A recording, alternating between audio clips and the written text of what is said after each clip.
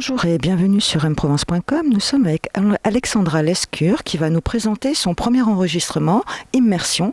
Alexandra Lescure n'est pas que pianiste, elle est aussi directrice et fondatrice du Festival des Nocturnes de Sainte-Victoire, un festival qui allie musique et gastronomie. Elle est aussi professeure au Conservatoire de Cabriès. Vous avez commencé le piano très jeune, à l'âge de 9 ans. Vous avez suivi vos études au Conservatoire d'Aix avec Michel Bourdoncle. Et comment vous est venu le goût du piano ? Alors, le piano, il faut dire que dans ma famille, il n'y a pas de musicien. Donc, ça m'est venu parce que ma mère écoutait des 33 tours et il y avait plusieurs CD de Rachmaninov, de Chopin qui étaient là dans la bibliothèque.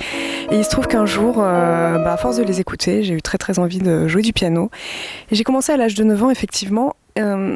C'est à la fois jeune et à la fois assez tard au final parce que j'avais pas la possibilité de me rendre aux leçons du village, donc j'ai attendu l'âge de 9 ans pour pouvoir commencer l'instrument et ça a été très très vite une révélation. Je suis rentrée au conservatoire et c'est comme si toute ma vie j'avais attendu cette pratique de la musique qui a été très forte très vite.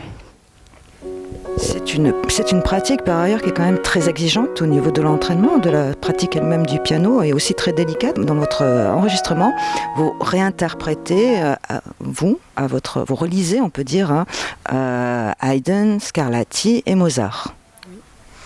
Oui, tout à fait. Donc j'ai choisi ces compositeurs. Alors il faut dire que le parcours a été long pour arriver jusqu'à cet album, puisque j'ai étudié donc avec de nombreux professeurs, entre autres Michel Bourdoncle, comme vous le disiez, Bruno Rigouteau, Constantin Lifshitz, un immense pianiste, Prisca Benoît, Bernard Dascoli, et tous ces grands maîtres du piano, évidemment, m'ont appris énormément de choses et m'ont communiqué cette passion. Et ce disque, ça a été une proposition par un label parisien, Ilona Records, une production de Thierry Maillard, d'un jazzman, qui lance avec ce label des jeunes artistes pour un premier album. Et je dois dire que dans ma tête, j'ai réfléchi longuement pendant 2 ans à ce que j'allais interpréter. Et c'est une expérience vraiment fabuleuse, d'introspection, de travail avec soi-même, de réflexion sur l'œuvre et sur soi aussi. Il y a beaucoup d'inspiration baroque, et vous aimez aussi beaucoup improviser justement. Donc comment est-ce que vous alliez justement les œuvres classiques, le répertoire avec l'improvisation dans votre album ? Alors, l'improvisation que je pratique, c'est grâce à un compositeur, improvisateur, François Rosset, que j'ai eu la chance de connaître lors de mon parcours d'étudiante. Et alors, je suis en quête justement par rapport à ce rapport à l'instrument, cette liberté, c'est-à-dire que j'improvise de façon très libre, improvisation plutôt moderne, contemporaine sur le timbre. Et quand je me retrouve face à une pièce écrite, face à un compositeur où quand même il y a un grand respect du texte, après avoir travaillé, après avoir fouillé, après avoir conçu, du moins essayé de concevoir une interprétation, je pense que l'interprète doit pouvoir s'abandonner vraiment pour livrer quelque chose qui serait une passerelle entre lui et le compositeur pour l'offrir au public.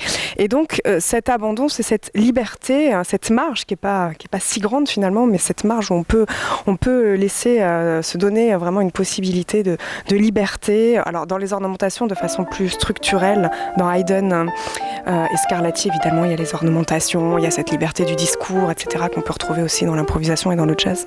Vous n'avez jamais été tenté par le jazz ? Aussi, mais c'est un monde tellement différent et j'y ai pensé plusieurs fois, mais il faudrait tellement de temps pour pouvoir approfondir. Pourquoi pas un jour. Le jazz, quand même, il y a tout un courant par rapport à la spiritualité, des questionnements qui sont quand même des questionnements plutôt philosophiques, puisqu'il y a quand même un lien entre la musique et la philosophie et les questionnements, que ça peut être sur le siècle des Lumières, par exemple, le questionnement sur l'homme, les questionnements ontologiques, mais aussi la beauté, la poésie. Donc c'est aussi des choses qui vous travaillent aussi quand vous avez travaillé cet enregistrement. Oh là oui, tellement. Je crois que quand on ose livrer une interprétation quelque part figée, ce qui n'est pas évident, mais sur un disque, je crois que il faut aller autour de ce qu'a pu faire le compositeur et effectivement la poésie, la philosophie, comme vous le disiez, se poser des questions existentialistes en fait, vraiment même métaphysiques de pourquoi la musique, cette musique qui transcende finalement les temps, qui transcende l'espace, qui transcende même la matière. Je parlais de matière puisque mon disque s'appelle Immersion et qu'il s'agit de vraiment vraiment aller dans ce moment présent, dans ce moment où finalement on est en partage avec ce qu'a écrit un compositeur il y a 2 siècles auparavant, avec des gens qu'on ne connaît pas, qui sont là, mais finalement qui rentrent dans une intimité. Et cette immersion en soi, quand on prépare cet album, parce que finalement c'est des mois, voire des années de réflexion et de maturation. Donc voilà, c'est un parcours en tout cas très, très enrichissant et très, très complet que je tente de développer encore par la suite, bien sûr. Et il y a un aspect très organique en fait. Alors ça c'est aussi un point de vue qui est assez récent pour moi. J'ai travaillé aussi avec un violoniste qui s'appelle Michael Hans, peu de temps en fait, mais c'est quelqu'un qui est très justement qui relie la musique à la matière, vraiment à ce qu'on ne voit pas finalement, ce qui compose la vibration sonore. Alors lui, entre autres, évidemment, je me suis même mise à lire des textes d'Einstein, à essayer de comprendre certaines choses de physique quantique, parce qu'au final, je me disais, finalement, cette musique qui, en assemblage de sons, finit par produire quelque chose qu'on ne voit pas mais qui finit par nous toucher à ce point, c'est finalement comme l'invisible qu'on ne voit pas dans la matière, tout ce qu'on ne voit pas, et qui finalement est mouvant, est toujours en perpétuel mouvement. Et c'est quelque chose qui me travaille, c'est quelque chose auquel je réfléchis pour plus tard. J'aimerais même, mais ça c'est encore un rêve, mais j'aimerais même pouvoir mettre, peut-être sur ce disque ou sur une prochaine expérimentation, mettre la musique avec un plasticien en mouvement au moment où je joue. C'est-à-dire que ce serait de l'art numérique avec un peintre qui aurait une peinture et sur laquelle il y aurait quelqu'un qui puisse faire moduler, bouger la musique en même temps que moi je joue. Alors voilà, j'ai commencé un petit peu à en parler. C'est quelque chose qui n'est pas forcément tellement pratiqué. J'ai aussi eu un coup de cœur pour Fabienne Verdier qui a fait son exposition à Aix et qui justement met en relation la musique et le son, et je trouve ça la musique et la peinture et le mouvement, et je trouve ça fascinant en fait. Voilà, ça me plairait beaucoup d'expérimenter ce sujet-là. Et pour en revenir un petit peu à la musique, à l'organique, il y a aussi un côté sacré. Je pense dans votre enregistrement, par rapport au fait quand même que c'est des compositeurs qui sont inspirés un peu baroque. Oui.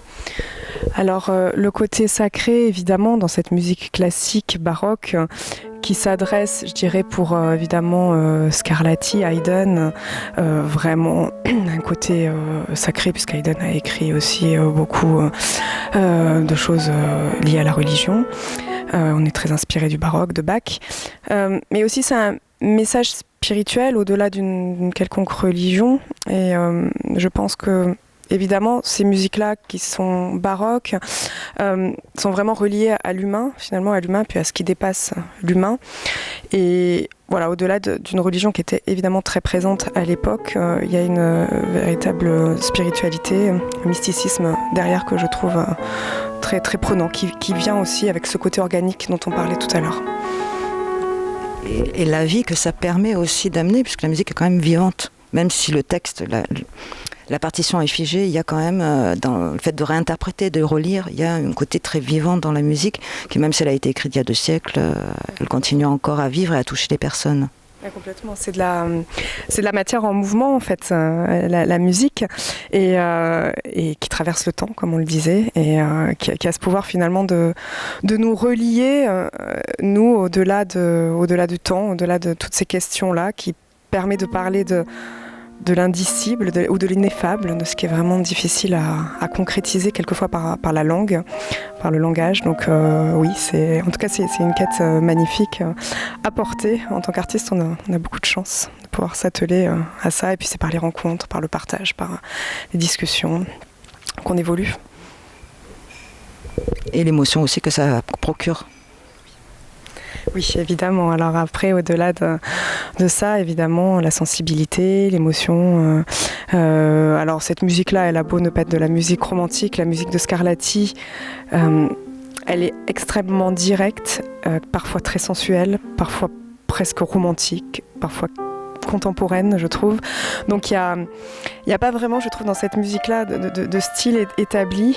Et effectivement, le but, c'est de toucher. Le but, c'est de l'amour, c'est de ce qu'il y a au-delà, de ce qui nous dépasse. Et évidemment, cette notion de sentiment est très présente aussi.